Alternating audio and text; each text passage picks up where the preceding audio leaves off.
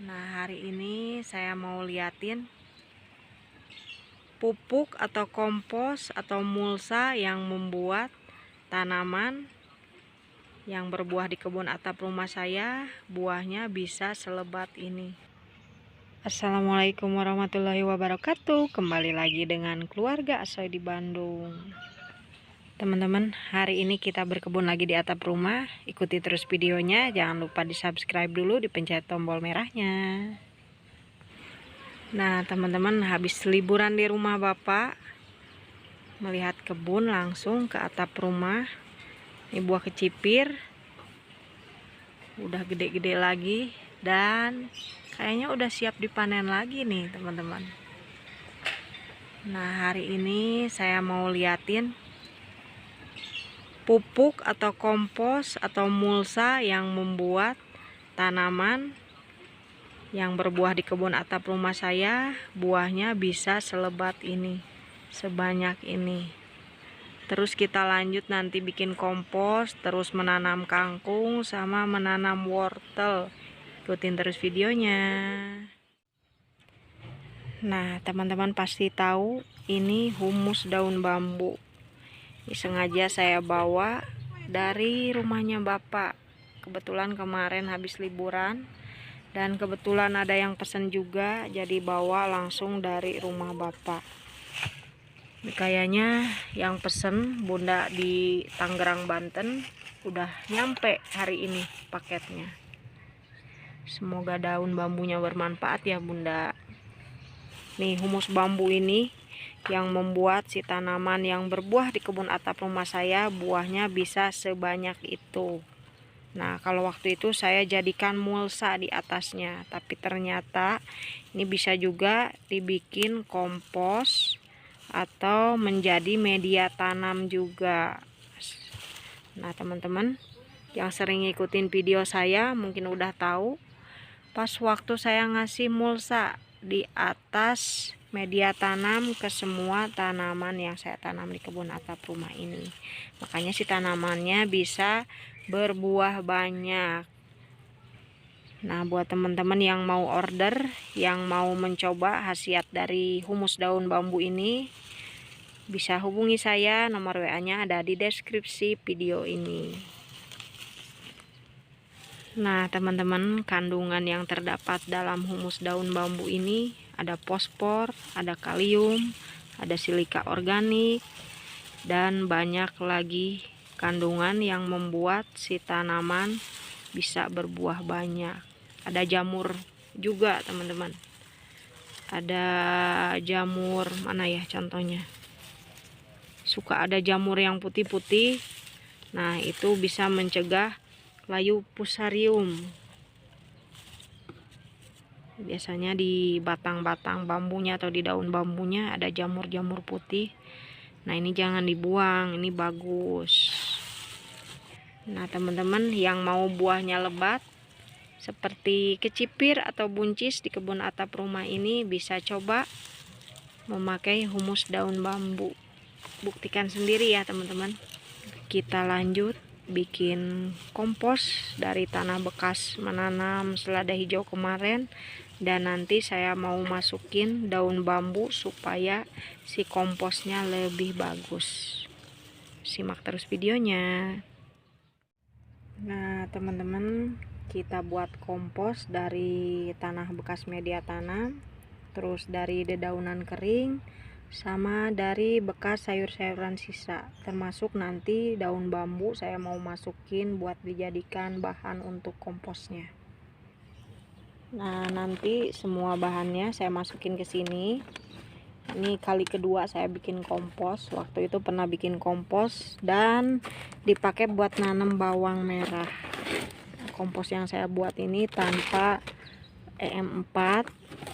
Jadi tanah yang bekas kemarin nanam selada hijau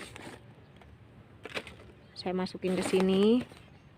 Terus nanti saya masukin dedaunan keringnya, dilapis-lapis kayak lapis legit, enggak gede, bercanda.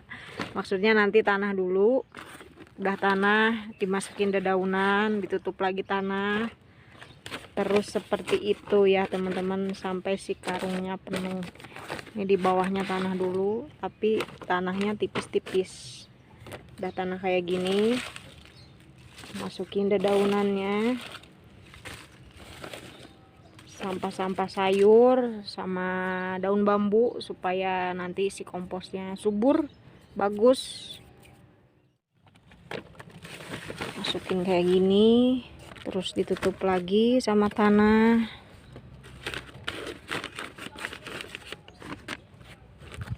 Ini biar komposnya nggak beli-beli lagi, kita bikin sendiri. Karena nggak punya wadah buat kompos, biasanya saya bikinnya langsung masukin ke karung kayak gini,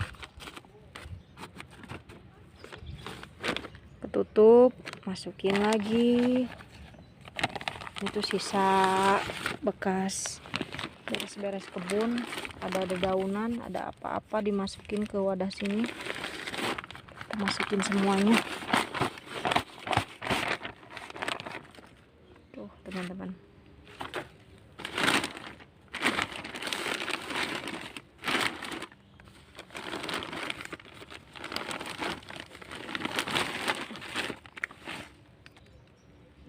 Udah ada tanahnya.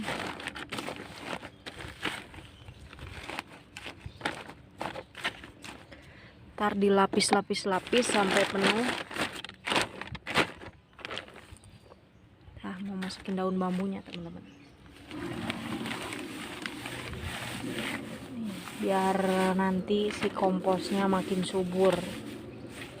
Kasih daun bambu, tumpuk lagi sama tanah bekas. Ini teman-teman udah penuh, dapat 1 karung. Dan yang terakhir kita masukin kompos yang udah jadi sama kohe. Nah, ini kohenya ditutup di atas si wadah komposnya. Nah, kayak gini teman-teman. Ini nanti tinggal diikat aja. Nanti ini dari 1 karung bisa jadi segini teman-teman, kalau udah jadinya. Ntar insya Allah saya update lagi kalau komposnya udah mateng ya teman-teman. Kita lanjut lagi berkebunnya. Nah, ini teman-teman penampakan biji kangkung yang sudah mengeluarkan daun dan siap untuk ditanam. Ini sekitar 6 hari saya rendam di media kapas yang dikasih air, dan kita coba tanam. Ini karena media tanamnya cuman 4 polybag kecil, saya mau coba tanam sebagian aja, nanti sisanya kalau media tanamnya udah siap, udah ready, saya mau tanam lagi yang banyak. Soalnya benih yang disemainya lumayan banyak teman-teman. Ini udah terlalu kepanjangan si kecambahnya. Tapi biasanya ini lebih cepat kalau buat ditanam.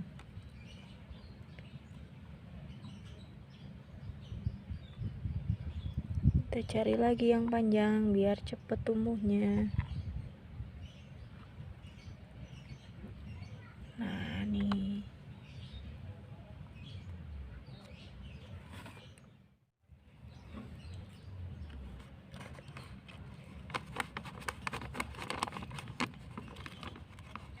Polybagnya ukurannya kecil, paling cuman cukup buat 6 kangkung, 6 bibit kangkung.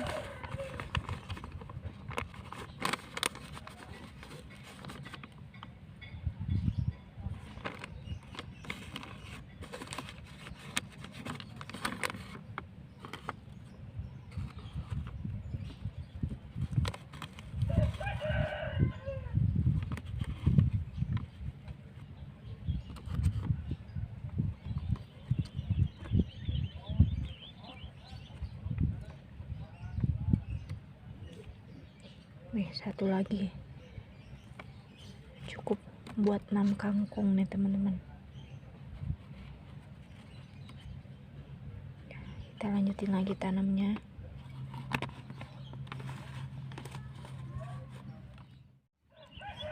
Nah, ini udah beres nanam kangkungnya. Ini tadinya mau 6 aja satu polybag, tapi cobain nanamnya lebih dari 6. Cobain nanamnya banyak.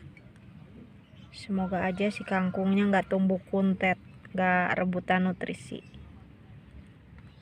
Dan ini sisanya masih banyak teman-teman. Nanti kita tanam lagi kalau media tanamnya udah siap.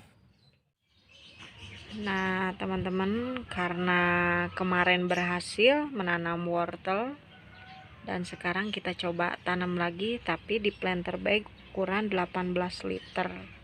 Kalau waktu 2 bulan yang lalu itu nanamnya di media tutup tong sampah, dan walaupun si wortelnya kecil-kecil tapi berhasil bisa dipanen ya teman-teman. Nah ini benih wortelnya, dan langsung saja kita taburkan ke media tanamnya. Ini kita taburin, tapi jarang-jarang aja. Kayak kemarin nanamnya kan kayak gini, cuma ditaburin kayak gini nih teman-teman. Nah kayak gini, karena media tanamnya udah basah, siramnya sedikit aja. Dan jangan lupa ditutup bagian atasnya. Ntar sesekali dibuka, dicek apa sih wortelnya udah berkecambah. Kalau udah berkecambah, buka kayak gini. Dan ini bisa langsung disimpan di tempat yang panas teman-teman. Kalau ditutup kayak gini, wortel nggak kayak kale kok. Wortel lebih gampang dibanding kale yang harus dijemur bolak-balik. Nah teman-teman, sekian videonya, semoga videonya bermanfaat. Sampai jumpa di video berikutnya. Dah teman-teman.